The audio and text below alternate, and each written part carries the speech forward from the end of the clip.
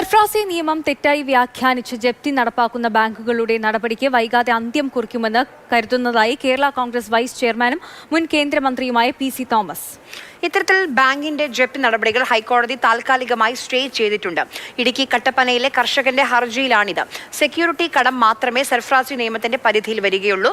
കൃഷിഭൂമി ഉൾപ്പെടെയാണ് ഈടുവച്ചതെങ്കിൽ ചട്ടത്തിൽ വരാത്തതിനാൽ ജപ്തി ബാധകമാകില്ല എന്നാണ് PC തോമസ് പറഞ്ഞത്.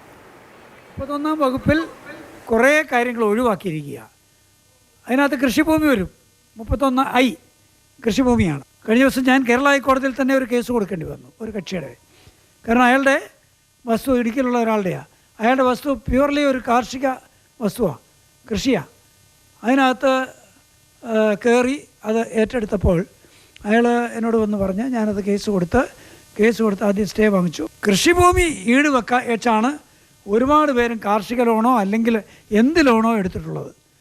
ഏത് ലോണാണെങ്കിലും അവരുടെ ഭാവം കൃഷിഭൂമിയായിരിക്കും.